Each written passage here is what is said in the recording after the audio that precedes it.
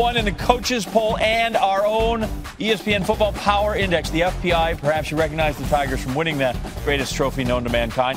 Bama number 2 in the FPI and the poll. That's the lowest preseason ranking for the Tide since 2015. That means you're really good. Georgia trying to get out of the SEC with LSU as well.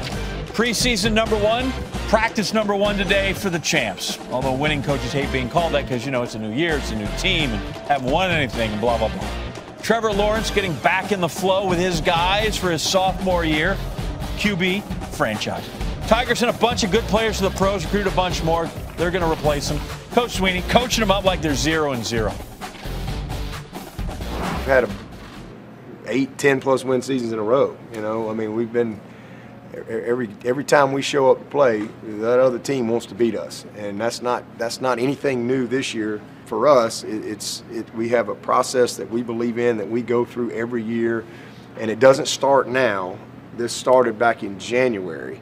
We're just entering a new phase of our journey for this team, this 2019 team. Somebody asked me at the media days, you know, like, oh man, how y'all going to handle it now? Y'all are the hunted or whatever. I'm like, well, it's just kind of business as usual. Our program has won 15 in a row. People want to talk about streaks. This team ain't won one. They ain't won a game. Hadn't played a game, hadn't won a game. Apparently, Marty Smith has the keys to the Clemson football building for after-hours live shots. He joins us now from the university where they have the national championship football team. And, Marty, if I'm going to defend the championship, I'd like to have a guy like Trevor Lawrence for sure. But coaches always talk about you're getting better, you're going backwards. Kid threw 30 touchdowns, 4 interceptions, won the title. How on earth can that kid get better? It's difficult to be critical of that when you go 15-0 as a freshman, John, but he has gotten better. Dabo Swinney wanted 2 main things out of Lawrence this offseason as he prepared for his sophomore year. That was A, mature as a leader, and B, put on some weight, mature physically so you can take the grind of the season. And I talked to Lawrence after practice, and he feels like he's done both of those. He's up to about 220 pounds. He's noticeably bigger, he tells me, based largely on peanut butter and jelly sandwiches. But he's also become so much more comfortable leading this team vocally, which is a bit out of character for him, he told me. And I also asked him when we were chatting his thoughts on now being the hunted.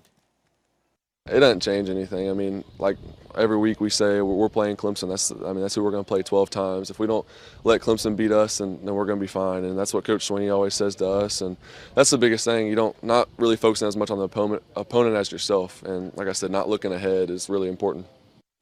All right. Once you get a good quarterback, the other side of that is you want to get to the other guy's quarterback. Clemson took most of its 2-deep roster on defensive line and sent them all to the NFL. How are they replacing all those cats?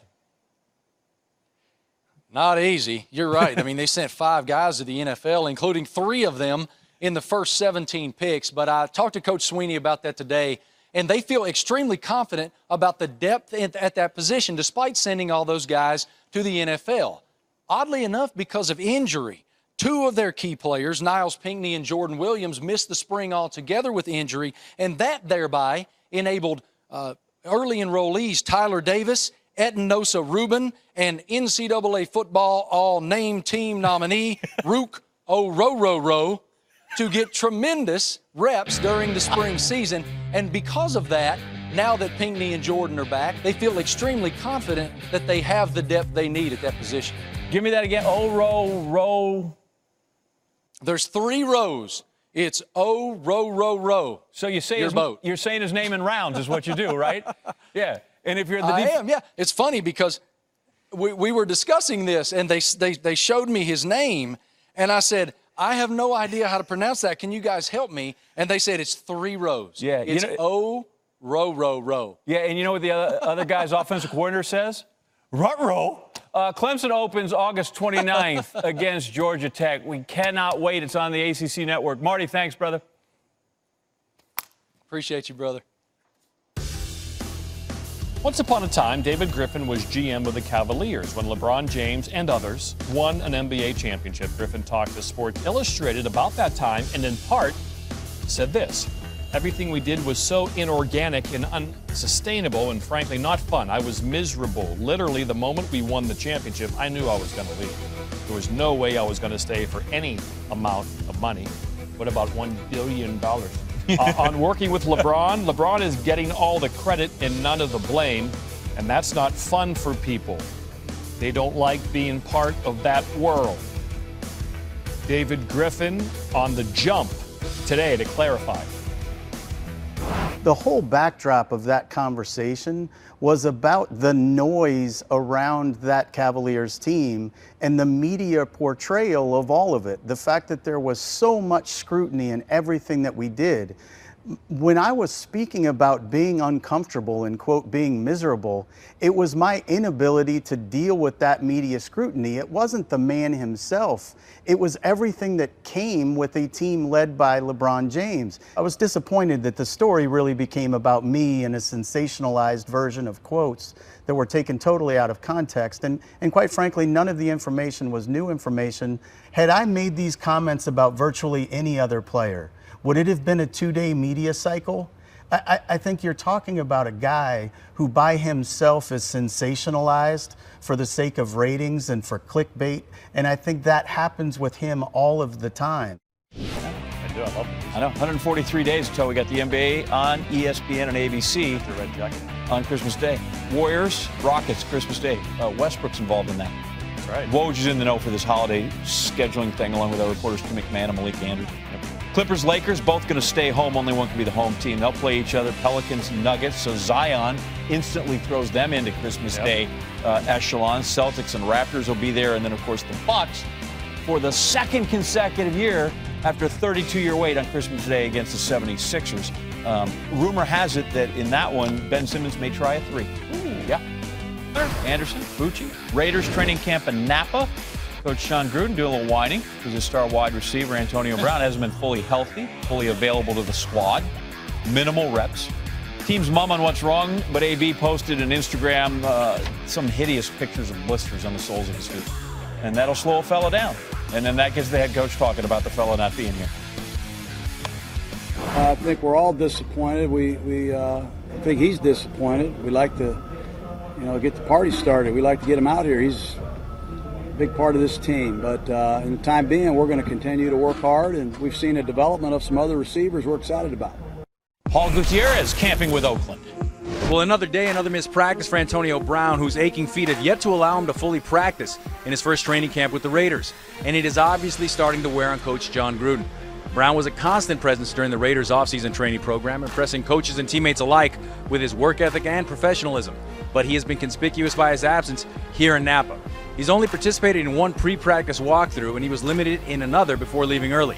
His posting of a picture on social media showing the bottoms of his feet blistered, cracked, and peeling, well, that was just as unsettling. Browns camp every day. Something breathless that just reminds of their amazing roster, their unlimited potential, and that they were 7-8-1. Odell Beckham making a one-handed catch today. Not sure if he went back and asked Baker Mayfield, like, hey, throw it better next time.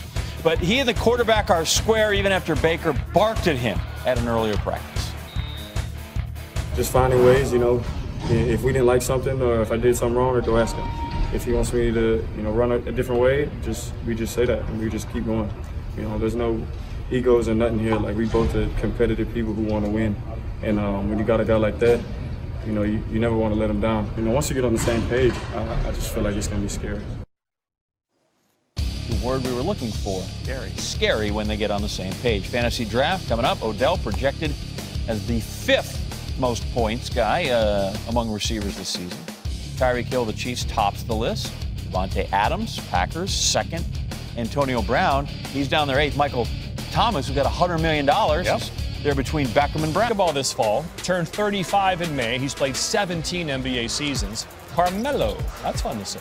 Signed with the Rockets last summer, went on to play just 10 games, traded in January to Chicago, then waived by the Bulls. It was a lost year that deflated Anthony.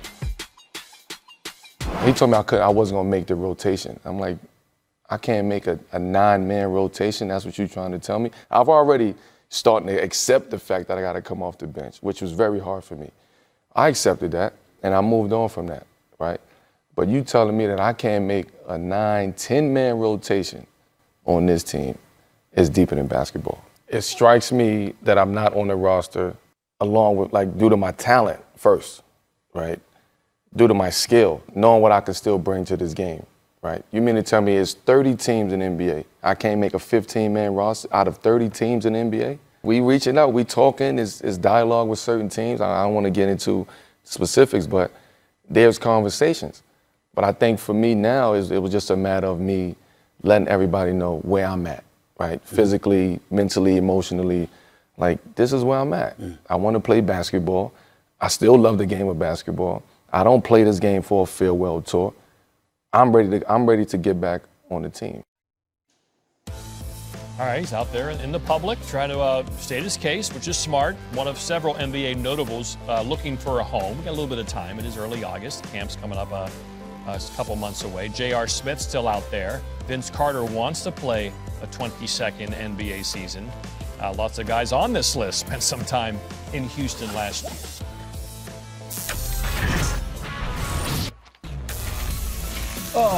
All eyes on Justin Fields, while Ohio State's high hopes for their quarterback transfer, well, right now might not be Ann Arbor ready.